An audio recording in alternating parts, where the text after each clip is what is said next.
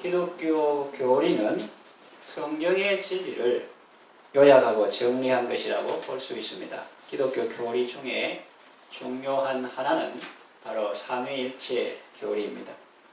하나님은 한 분이시고 세 위격으로 역사하신다는 가르침입니다. 이 시간에는 삼위 하나님에 대해서 알기를 원합니다. 지식적으로나 사변적으로가 아니라 성경을 통해서 배우고 우리의 삶 가운데 역사하심을 통해서 배우려고 합니다. 삼위 하나님은 우리의 삶 가운데서 어떻게 역사하십니까? 첫째로 성부 하나님은 사랑으로 역사하십니다. 오늘 우리가 읽은 본문은 예수님께서 세례 요한에게 세례를 받으시는 내용입니다. 성경 많은 본문 중에서 삼위 하나님이 동시에 등장하는 중요한 본문 중에 하나입니다. 예수님께서 갈릴리로부터 요단강에 이르러 요한에게 세례를 받으려 하셨습니다. 그때 요한이 말리면서 말했습니다. 제가 당신에게 세례를 받아야 할 터인데 당신이 내게로 오십니까? 그때 예수님이 이렇게 대답하셨습니다. 이제 허락하라. 우리가 이와 같이 하여 모든 의를 이루는 것이 합당하니라. 그제야 요한이 허락했습니다. 예수님이 세례를 받으시고 곧 물에서 올라오실 때 하늘이 열리고 하나님의 성령이 비둘기같이 내려 자기 위에 임하심을 보셨습니다. 그때 하늘로부터 소리가 났습니다. 이는 내 사랑하는 아들이요 내 기뻐하는 자라 그랬습니다.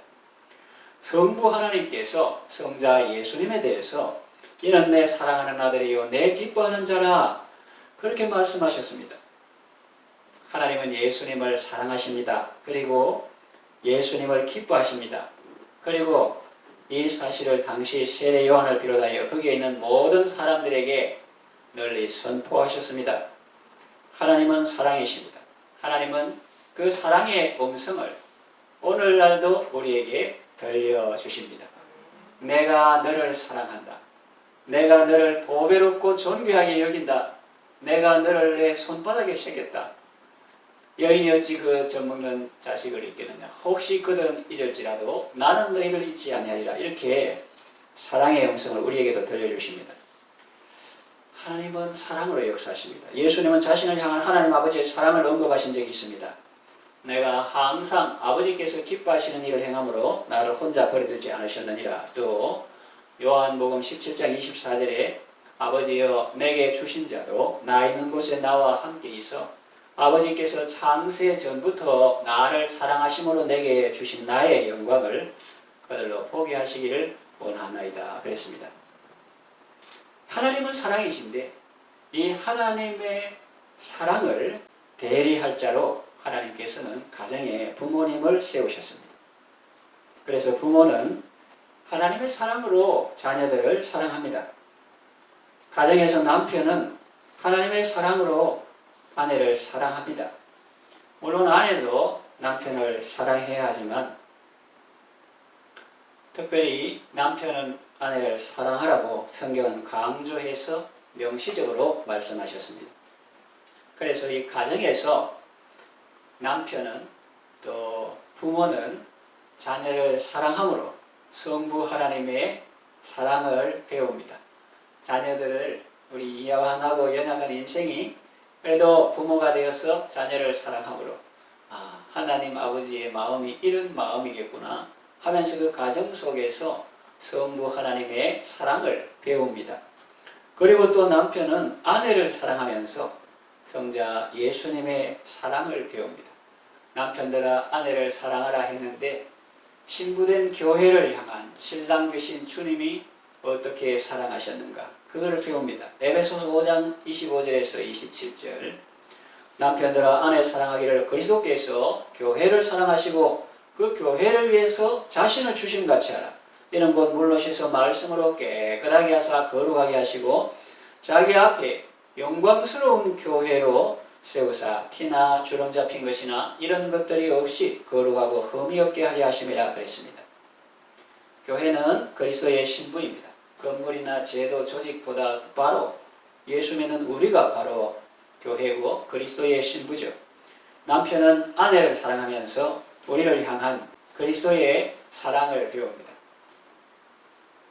뭐 예뻐서 착해서 그런 게 아니고 그리스도께서 우리가 선인도 아니고 의인도 아니고 죄인 되었을 때 사랑함으로 우리에 대한 사랑을 확증하신 것처럼 남편도 아내를 그렇게 사랑하라 하셨으니 그 사랑을 실천하면서 예수님께서 신부된 교회를 위해서 나를 위해서 이렇게 사랑하셨구나. 단순한 부부 생활이 아니라 가정 생활이 아니라 성도의 가정은 삼위 하나님을 체험하는 현장인 것입니다. 가정에서 사랑의 덕목은 부모와 남편에게 강조되었지만 그렇다고 해서 자녀와 아내에게 이 말씀이 적용되지 않는 것은 아닙니다. 특별히 남편에게 부모에게 강조해서 말씀하신 것이지 모든 가족 구성원들에게 다 적용되고 해당되는 말씀입니다. 그래서 모든 가족 구성원들은 서로 사랑하면서 성부 하나님의 사랑을 배우고 그 사랑을 깨닫고 감사하며 그 사랑 안에서 살아갈 수 있습니다. 여러분의 가정이 하나님의 사랑으로 건강하게 세워져가는 가정이 되기를 바랍니다. 둘째, 성자 예수님은 순종으로 역사하십니다. 요한이 베푼 세례는 여러분 잘 아시는 바와 같이 죄사함을 위한 세례입니다. 예수님은 거룩하신 하나님의 아들입니다. 그래서 죄인이 받는 세례는 사실 받을 필요가 없는 분입니다. 그런데도 세례를 받으신 것은 죄인인 우리를 위해서 나를 대신해서 받으신 것입니다. 그래서 예수님은 우리가 받아야 될 그 세례를 받으시고 또 고난을 당하시고 또 우리가 받아야 될 형벌을 대신 받으시고 십자가에 대신 죽으신 거죠. 그게 사랑 그런 단안에 포함된 겁니다. 그런데 우리는 사랑하면서 어느 정도 남의 짐을 잘 지고 함께 지고 그걸 기꺼이 지고 있습니까? 우리는 하나님께서 우리에게 붙여주신 사람들을 사랑할 때 그 사람이 가족일 수도 있고 또 모본일 수도 있고 새가족일 수도 있고 이웃 전도 대상자일 수도 있는데 사랑합니다 하면서 하나님께서 내게 붙여주신 사람들을 사랑할 때 그들의 짐을 어느 정도로 져줄 수 있습니까? 조금만 나누어져도 무겁다고 힘들다고 못하겠다고 원망하거나 불평하지는 않습니까? 같은 사람이라도 그런데 하물며 하나님은 예수님은 거룩하신 하나님의 아들로서 죄인인 우리의 짐을 대신 짊어지셨으니 이 얼마나 큰 사랑입니까? 그것도 나 한 사람의 짐이 아니라 온 인류의 죄를 다 속하시려고 순종의 속죄피를 흘려주셨으니 그 사랑이 얼마나 큰지요. 예수님은 하나님의 뜻을 이루려고 이 땅에 오셨고 또 그 뜻을 다 이루셨습니다. 텔레스타이 다 이루었다 하셨습니다. 예수님은 모든 것을 자원하는 심령으로 하셨습니다. 기꺼이 하나님의 뜻을 행하셨고 아버지의 뜻 이루는 것을 기뻐하시고 즐거워하셨습니다. 수가성 여인이 고대하던 메시아 예수님을 만나고 너무나 기뻐서 마을에 가서 예수님을 전했고 마을 사람들이 예수님께로 나아올 때 예수님께서 기뻐하시는 모습을 상상해 보십시오. 예수님은 하나님 아버지께 순종하는 것을 기쁨으로 즐거움으로 삼았습니다. 오늘날 자녀들도 요새 옛날 같지 않다 그러지만 아빠가 딸 걱정되니까 저녁 11시까지는 들어와 급한 일 있으면 전화해 내가 태우러 갈 테니까 예를 들어서 그렇게 한다고 할 때 요새 시대가 언제 시대인데 조선시대 이야기하노 이렇게 하면서 거부하는 딸도 있지만 아빠가 나를 사랑하셔서 이런 명령을 하셨으니까 나는 그것에 순종하는 것이 기쁘고 즐겁다. 예를 들어서 공중에 아무것도 없는데 몸을 지탱하는 건 어렵잖아요. 무슨 줄이 있거나 산 뒤에 바위가 있거나 뭐 기댈 것이 있거나 그러면은 거기에 이제 안심하고 기대고 안정감을 얻는 것처럼 이 아버지의 말씀 거기에 순종함으로 이제 자기의 안정감을 얻는 겁니다. 그와 마찬가지로 우리가 하나님께서 그렇게 말씀하실 때 순종하는 것을 예수님은 기쁨으로 삼으셨고 절대적인 순종을 하셨는데 성자 예수님은 이 순종으로 역사하신다 하는 것을 우리가 기억해야 하는데 성경에 놀라운 표현이 있습니다. 예수님의 재림에 관한 말씀인데 말씀하시기를 그날과 그 시는 아무도 모르나니 천사도 모르고 아들도 모르고 오직 아버지만 아시느니라 이런 구절이 있습니다. 지금 재림에 대해서 이야기하려는 것이 아니라 그 표현 속에 나타난 예수님의 절대 순종의 모습을 말하려고 하는 것입니다. 천사도 모르고 그까지는 이해가 되는데 아들도 모르고 아버지만 아시느니라. 이게 무슨 표현일까? 예수님도 하나님이신데 어찌 모르시겠는가? 라는 생각이 듭니다. 물론 예수님은 전지하신 하나님이시죠. 동시에 참 사람이십니다. 그래서 예수님은 신인양성이라 그 신성과 인성이 양성이 1위, 제2위 성자를 이루고 계신 분이다. 이렇게 신학적으로 이야기하자면 신학 몰라도 우리가 성경 읽으면 그런 걸 알 수 있습니다. 그래서 예수님은 참 사람이기도 한데 사마리아로 통행하실 때 행로에 곤하여 피곤해서 우물가에 앉으셨다는 표현도 나오고 또 40일을 금식하신 후에 줄이신지라 그런 표현도 나옵니다. 그러므로 예수님은 하나님이신데 뭐가 피곤해? 뭐가 배고파? 이렇게 생각하는 것은 잘못입니다. 그래서 여기 아들도 모르고 오직 아버지만 아신다는 표현은 예수님께서 얼마나 아버지께 속하여 계시고 아버지께 전적 순종함으로 일하시는지를 잘 보여주고 있습니다. 예수님도 이렇게 표현하셨는데 아들도 모르고 아버지만 아시느니라 이렇게 표현하셨는데 예수님도 아닌 사람이 그 날과 그 시를 안다고 하며 특정한 날과 시간까지 지목하는 것은 얼마나 잘못입니까? 우리는 예수님의 겸손과 순종을 본받아야 합니다. 사도 바울은 빌립보서에서 이 점을 강조합니다. 잘 아시는 바 빌립보서 2장 5절에서 11절 너희 안에 이 마음을 품으라 곧 그리스도 예수의 마음이니 그는 근본 하나님의 본체시나 하나님과 본체입니다. 그러나 하나님과 동등됨을 취할 것으로 여기지 아니하시고 오히려 자기를 비워 완전히 비워 종의 형체를 가지사 사람들과 같이 되셨고 사람의 모양으로 나타나사 자기를 낮추시고 죽기까지 복종하셨으니 그 십자가에 죽으심이라 그랬어요.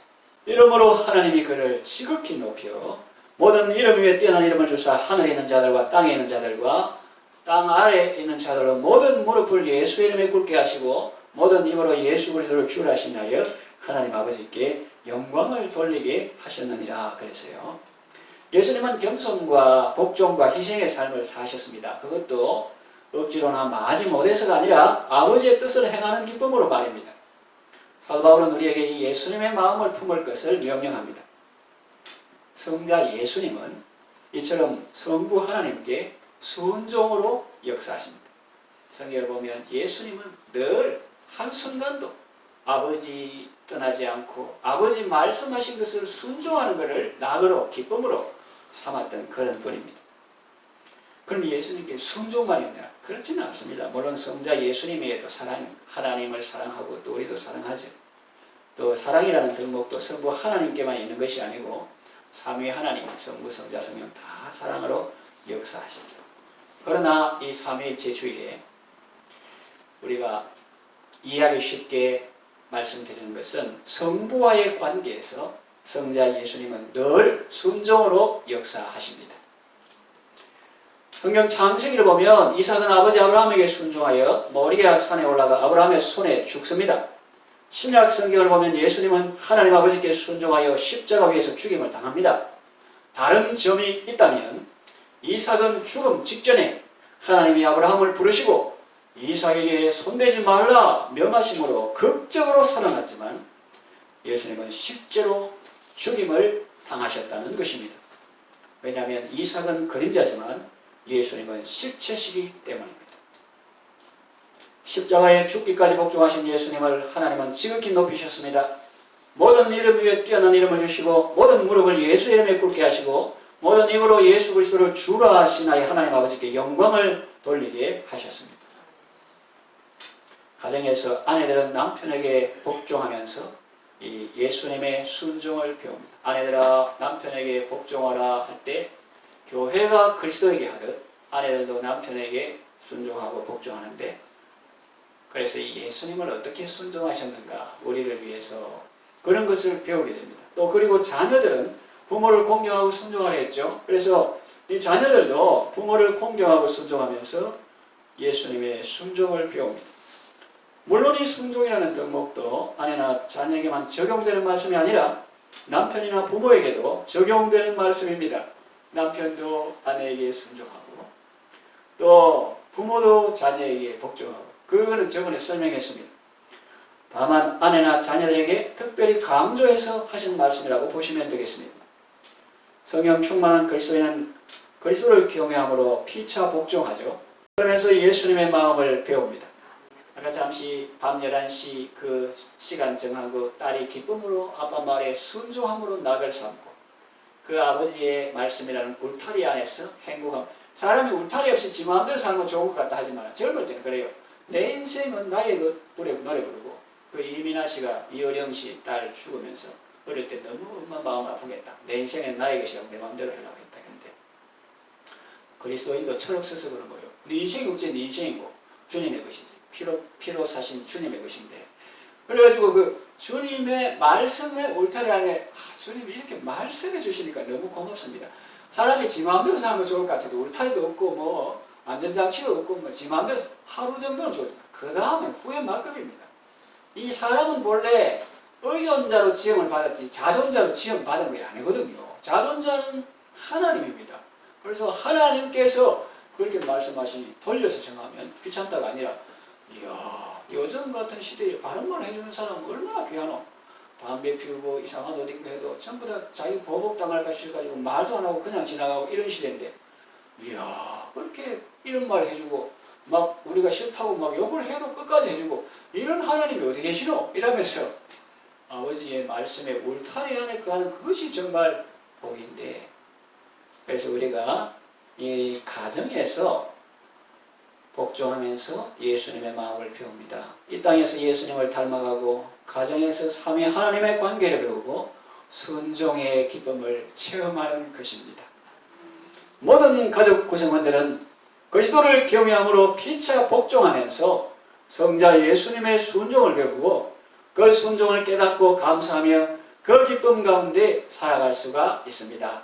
여러분의 가정이 그리스도를 경외함으로 피차 복종함으로 건강하게 세워져가는 가정이 되기를 바랍니다. 세 번째, 성령 하나님은 배려와 존중으로 역사하십니다. 지난 주일에 살펴본 바와 같이 성령 하나님은 자신을 드러내는 분이 아니고 예수님을 드러내는 분입니다. 예수님이 성령님을 보내시기 전에 성령님에 대해서 제자들에게 소개하신 말씀 그대로입니다. 오늘 본문에 보면 예수님이 요한에게 세례를 받으시고 물에서 올라오실 때 하늘이 열리고 하나님의 성령이 비둘기같이 내려 예수님 위에 임하셨습니다. 그래서 성령이 임하신 것을 세례요한도 보고 다른 사람도 다 볼 수 있었습니다.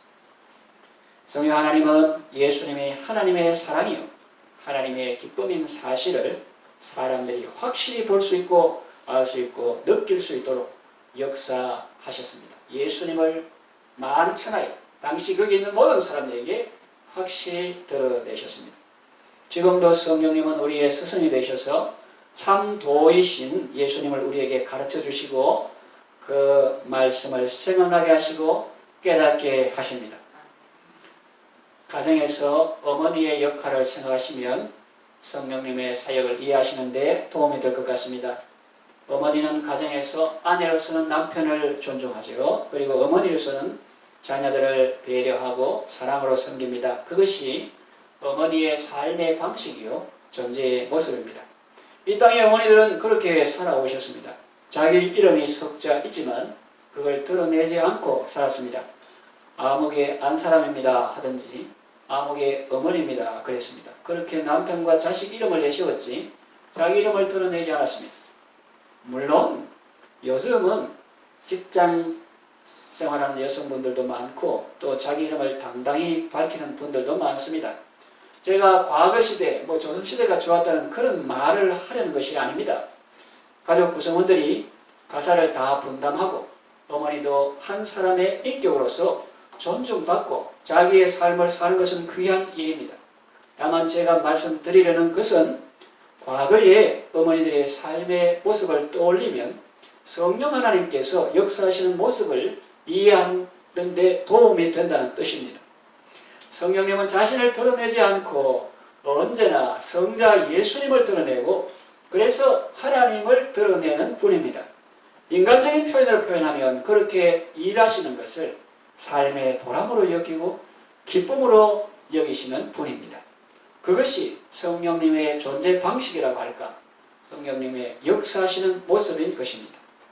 미국의 헨리 비추라는 유명한 목사님이 있었는데 그 아들 둘도 훌륭한 목사였습니다. 어느 날 기자가 와서 인터뷰를 할 때 이런 질문을 했습니다.